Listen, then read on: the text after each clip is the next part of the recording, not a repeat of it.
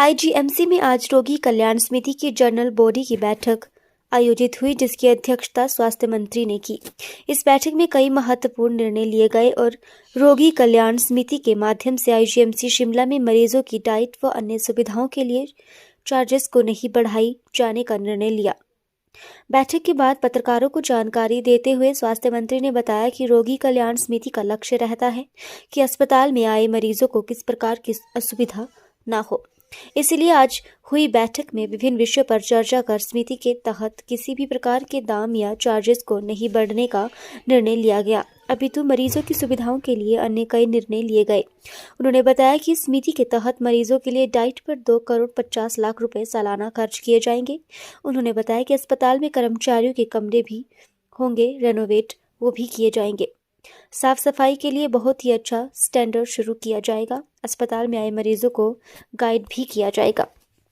जहाँ तक आरकेएस का ताल्लुक है, ये बहुत महत्वपूर्ण भूमिका निभाती है और सब प्रकार के रोगी कल्याण समिति का मतलब ही यह है कि भाई हमारे पेशेंट्स को किस प्रकार की कोई समस्या ना हो।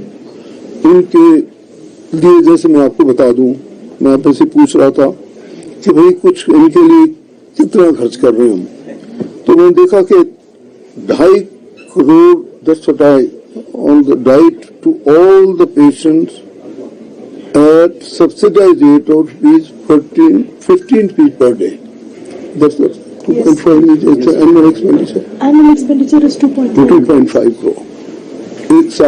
एक साल के मतलब लास्ट फाइनेंशियल ईयर में 2.5 करोड़ हमारा सिर्फ डाइट पे जो पेशेंट्स को हम देते हैं।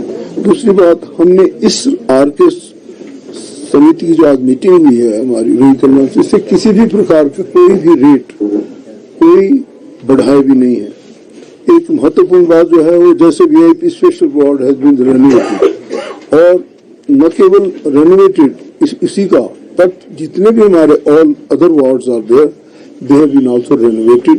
उनकी जैसे और कोई व्यवस्था, साथ में शौचालय, उनका सैनिटेशन, इसके लिए भी जितने भी हमारे एम्प्लॉयज सिक रूम है they have been also renovated.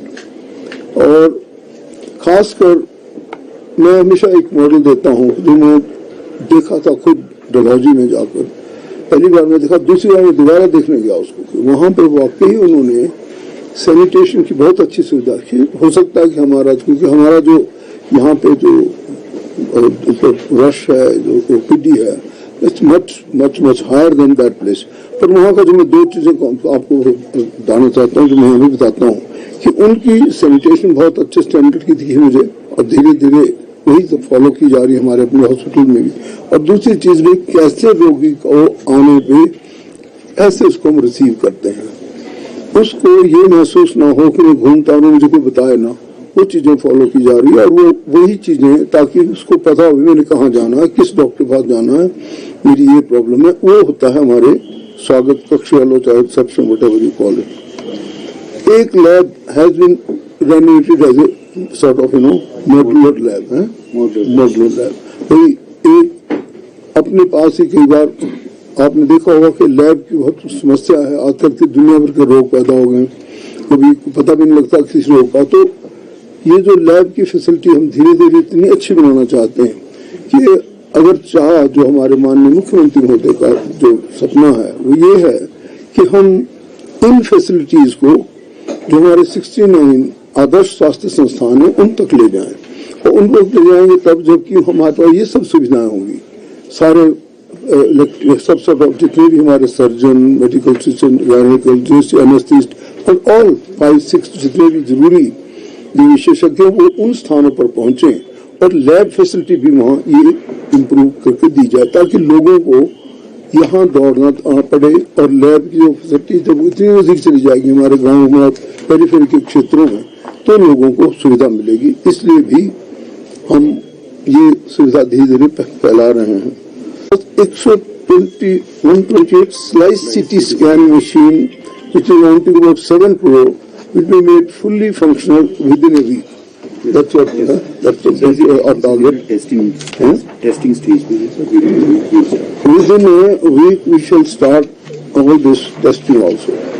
New digital X-ray machine amounting to 1.5 crore will be made fully functional within a week. That is another thing which came to our light in today's sort of discussion, and जो हम लोगों का यहाँ पे हमने कोशिश की है।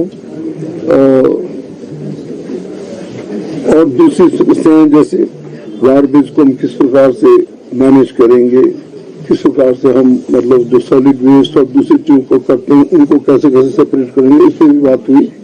इसी प्रकार से हमारे पास और बहुत सी समस्याएं डिस्कस की गई आज, जिसमें यहाँ के अंदर की सुविधाएं क्या जैसे कैंटीन फैसिलिटी हो, और उसके अलावा जैसे हमारे पास सबसे बड़ी बात ये होती है कि भाई यहाँ पे हमारे किसी भी प्रकार की कोई ऐसी व्यवस्था ना हो जिसमें पेशेंट्स को मुसीबत का सामना करना पड़े। How he is brought in, उसको हम कोशिश भी कर रहे हैं कि किस प्रकार से अगर पेशेंट को भी आने जाने की सुविधा बीच में हम कर सकते हैं। जैसे यहाँ से पेशेंट को मूव करना है किसी दूसरी तरफ को, थोड़ा एक क्षेत्र बड़ा हो गया, उसके बारे में भी सोच रहे हैं हम कैसे इसको कैसे आसानी से करेंगे। कोई somebody can be very serious, जैसे आप पेट स्कैन लगाना थोड़े दिनों में हम लोगों ने, तो ऐसी सी सुविधाएं इन सब चीजों के बारे में बातें